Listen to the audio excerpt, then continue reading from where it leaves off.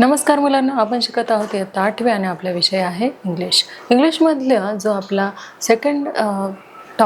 जो second unit होता त्यामधील जो सेकंड टॉपिक आहे तो आहे 2.2 द हाऊस बिल्डर. हा जो हाऊस बिल्डर आहे तो टॉपिक आज आपण इथे अभ्यासणार आहोत. तर बघा, हाऊस बिल्डर हा जो टॉपिक आहे तो आज आपण इथे घेणार आहोत आणि तो लर्न करणार आहोत, ॲक्टिव्हिटीज घेणार आहोत, गेम देखील घेणार आहोत, त्यावर टेस्ट घेणार आहोत आणि काही क्वेश्चन आन्सर देखील आपण इथे समजून घेणार आहोत.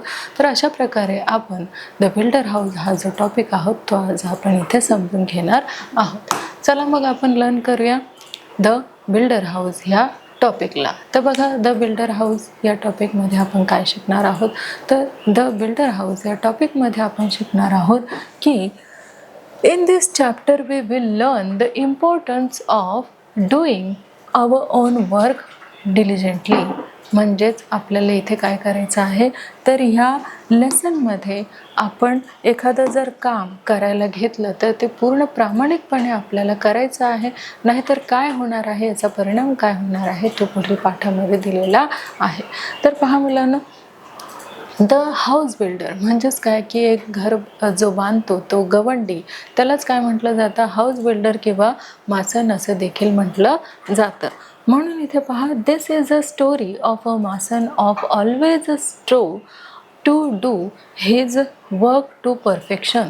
ही एक अशा गवंडीची गोष्ट आहे की तो काय करायचा की त्याचं जे काम आहे, जे घर बांधण्याचं त्याचं काम आहे, तो अगदी परफेक्शनने करायचा, अगदी लक्ष देऊन काळजीपूर्वक तो त्याचं काम जे आहे तो करत असे. म्हणून इथे ह्या गवंड्याचं खूप नाव झालेलं, कारण तो काय करायचा की त्याचं जे काम आहे ते खूप प्रामाणिकपणे इथे करत होता.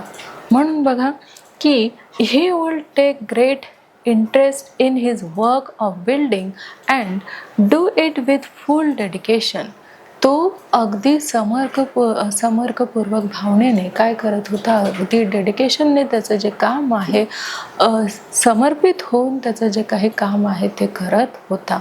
म्हणजे बघा, काही लोक काय करतात की आपलं कामच आपलं काय आहे तर देव आहे, म्हणून ती पूजा जी आहे जसे देवाची अगदी प्रामाणिकपणे केली जाते, अगदी मन लावून केली जाते, अगदी भक्तिभावाने केली जाते, तसेच काही लोक आपल्या कामाला देखील काय मानतात तर देव मानतात आणि ती जी सेवा आहे, ती भक्ती आहे, ती खूप प्रामाणिकपणाने करत असतात.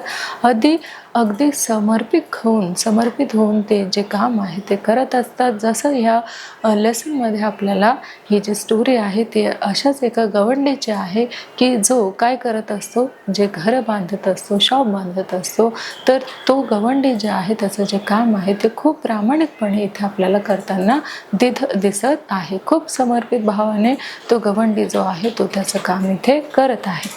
बघा, he will take great interest in his work of building and to do it with full dedication. खूप प्रामाणिकपणे, खूप अगदी मनापासून, स्वइच्छेने तो काय करायचा, त्याचं जे काम आहे तो कंप्लीट करत असेल. कोण तर हा जो मेशन आहे तो, त्याला असं वाटायचं की माझं कामच काय आहे तर माझी देवपूजा आहे. म्हणून he made sure that he used the best construction material of high quality. आणि बघा, तो काय करायचा, जो गवंडी आहे तो कुठलंही बांधकाम असो, मध्ये बिल्डिंगचं असो किंवा साध्या घराचं असो, शॉपचं असो, तो काय करायचा की त्याच्यासाठी बेस्ट मटेरियल हे निवडायचा आणि पूर्णतः लक्ष देऊन अगदी वास्तू जी आहे, कुठलीही वास्तू असो, तो अगदी प्रामाणिकपणे तो काय करायचा, बांधायचा. त्यासाठी तो अगदी बेस्ट मटेरियल जे आहे ते तो यूज करत असे, जे आपल्याला इथे दिसून येत आहे.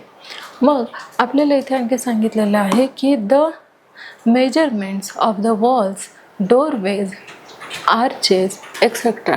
म्हणजे तो अगदी लहान सहान गोष्टीकडे, जेव्हा घर बांधणे असो, बिल्डिंग बांधणे असो, कुठल्याही अगदी लहान गोष्टीकडे तो काय करायचा, खूप त्यामध्ये अगदी स्वइच्छेने कुठल्याही गोष्टी ज्या आहेत अगदी प्रामाणिकपणे तो करत असा.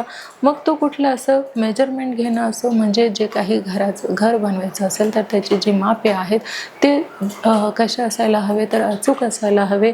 तसेच ज्या वॉल्स आहेत त्याची देखील उंची जी आहे किंवा त्याचा जो लेवल आहे किंवा दर्जा आहे तो देखील कसा आहे, तो देखील हा जो गवंडी आहे, मासन आहे, तो बघत होता. डोरवेज तसेच आतचे जे खिडक्या आहे, डोर आहे, दरवाजे आहे, त्याची क्वालिटी कशी आहे, काय आहे, हे सगळं बघण्याचं काम अगदी प्रामाणिकपणे कोण करत होतं, तर हा गवंडी जो आहे तो करत होता. आणि तो कुठेही इथे मिस्टेक जो आहे तो त्याची इथे करून देत नव्हता. मग इथे बघा, वर perfect and he gave an excellent and appealing finish to whatever he built. त्याला कुठलंही काम जर दिलं गेलं कॉन्ट्रॅक्टरने, तर तो काय करायचा, पूर्ण डेडिकेशनसह, पूर्ण इम्पॉर्टन्स देऊन ते काम जे आहे त्याच्यावरती जी काही जबाबदारी सोपवली जायची ते तो काय करत असायचा, तर ते काम तो अगदी प्रामाणिकपणे पूर्ण करत असायचा. म्हणून प्रत्येक काम तो परफेक्टपणे करत असल्यामुळेच काय व्हायचं, तर प्रत्येक काम तो पूर्ण करूनच त्याला काय मिळायचं, तर प्रत्येक काम पूर्ण करूनच त्याला जे कॉन्ट्रॅक्टर आहे ते त्याला कॉन्ट्रॅक्ट देत असत. म्हणून बघा, because of the zeal, diligence, loyalty and persistence that he displayed in his work. त्याचं जे काम आहे, त्याच्या कामामध्ये त्याची जिद्द जी आहे, प्रामाणिकपणा जो आहे तो दिसून येत होता. आणि ह्या सगळ्या संयमासह, ह्या सगळ्या गोष्टीसह तो काय करत होता, तर त्याचं काम जे आहे ते तो प्रामाणिकपणे करत होता.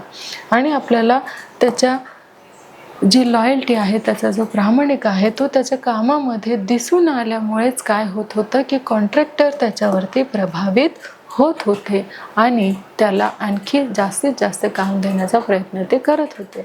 साहजिकच आहे, एखाद्या गवंड्याचं काम जर एखाद्या कॉन्ट्रॅक्टरला म्हणजेच कंत्राटदाराला जर आवडलं, तर तो काय करतो, तर त्यालाच तो प्रोजेक्ट देत असतो किंवा त्याच्यावरतीच महत्त्वाच्या जबाबदाऱ्या ज्या आहेत त्या सोपवत असतो.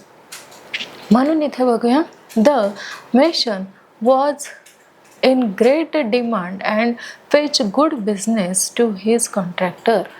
आता याचा जो फायदा आहे तो फक्त जो मासन आहे त्यालाच होत नव्हता, तर कॉन्ट्रॅक्टरला सुद्धा होत होता. का होत होता कॉन्ट्रॅक्टरला? कारण तो काय करायचा, तर कॉन्ट्रॅक्टर हा ज्या गवंड्यावरती त्याचा बिझनेस सोपवत होता, तो बिझनेस कसा करायचा, तर अगदी प्रामाणिकपणे काय करत असायचा, की जो काही कॉन्ट्रॅक्ट दिलेला असायचा तो प्रामाणिकपणे फुलफिल करायचा, अगदी पूर्ण करायचा. म्हणून त्याचा गवंडाला देखील फायदा व्हायचा आणि कॉन्ट्रॅक्टरला देखील फायदा होत असे. मग बघा, आपल्याला इथे माहीत आहे की जर तुम्ही पूर्ण समर्पित भावनाने जर एखादं काम केलं तर त्याचं फळ जे आहे ते आपल्याला वेळ देतच असतं. म्हणून the contractor recommends the mason handsomely with a very good salary. बघा, त्याची काम करण्याची जी पद्धत आहे तीच कशी होती, तर खूप वेगळी होती. आणि ही त्याच्या वेगळ्या पद्धतीमुळे, प्रामाणिकपणामुळेच त्याला काय मिळायचं, तर चांगला जो काही कॉन्ट्रॅक्ट जर त्याला मिळाला एखादा, तर त्याला चांगली सॅलरी देखील मिळायची. त्याचा फायदा व्हायचाच, पण त्याच्या कॉन्ट्रॅक्टरचा सुद्धा फायदा व्हायचा. का बरं? कारण हा जो गवंडी आहे तो काय करायचा, खूप चांगल्या दर्जाचं काम जे आहे त्याच्या कॉन्ट्रॅक्टरला तो करून देत होता. म्हणून त्याच्या नावासोबत त्याचं कॉन्ट्रॅक्टरचं जे नाव आहे ते देखील काय झालेलं आहे, तर इथे मोठं झालेलं आपल्याला दिसून येत आहे. मग इथे आपण बघू शकतो, he could meet the needs of his family sufficiently without any scarcity. म्हणजेच त्याच्या फॅमिलीच्या ज्या काही गरजा आहेत त्या सगळ्या पूर्ण हा जो मेसन आहे तो करायचा, हा जो गवंडी आहे तो करायचा. का?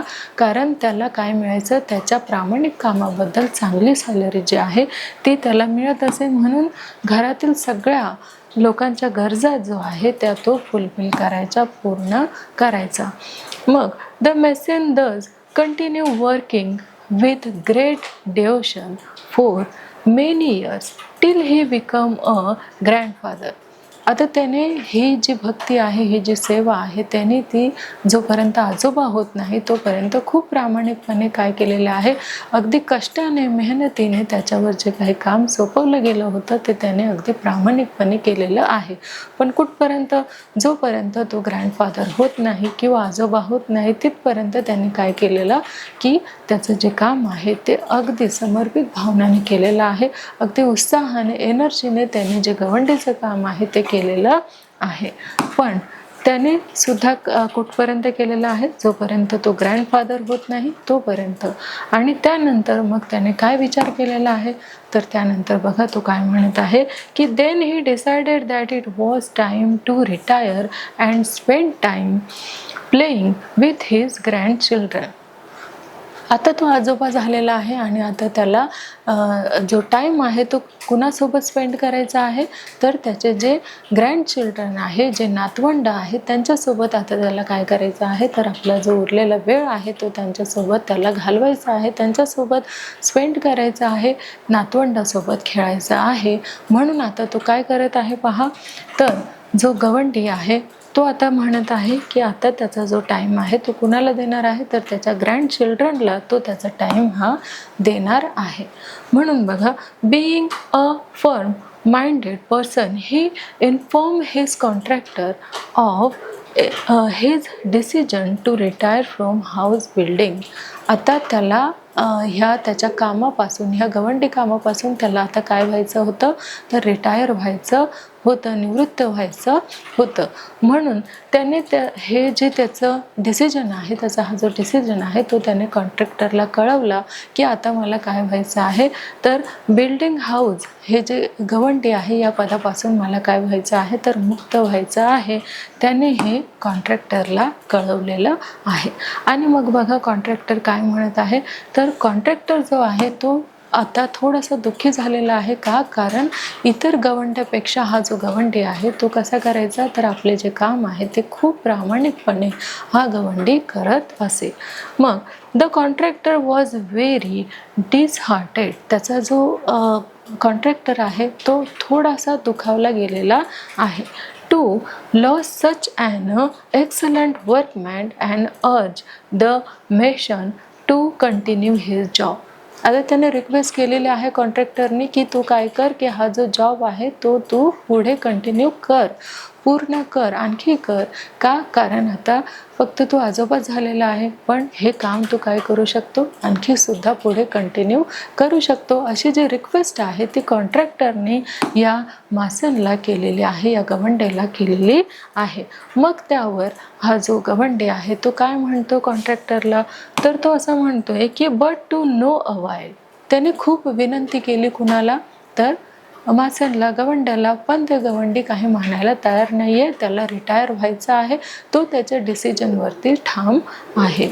The mason had made up his mind and refuse to carry on. त्याचं माइंड डायव्हर्ट करण्याचा कॉन्ट्रॅक्टरने खूप प्रयत्न केलेला आहे, पण त्याच्या ह्या प्रयत्नाला काही सक्सेस मिळालेला नाही आहे. आणि तो जो गवंडी आहे तो त्याच्या निर्णयावरती ठाम राहिलेला आहे. मग इथे आपण पाहू शकतो की पुन्हा त्याने प्रयत्न केलेला आहे की आपण काय करूया, गवंडीला म्हणूया. मग पण गवंडी जो आहे तो मात्र काय झालेला नाही, तर कॉन्ट्रॅक्टरचे जे काही वर्ड्स आहेत त्याला तो भुललेला नाही. म्हणून finally the contractor convince the mason to build one last house on a beautiful. आता मात्र काय झालेलं आहे, कॉन्ट्रॅक्टरचं मॅसननी काहीही न ऐकल्यामुळे आता कॉन्ट्रॅक्टर म्हणतोय की तू फक्त एक इच्छा माझी पूर्ण कर. तू काय कर, तर मी तुला ही एक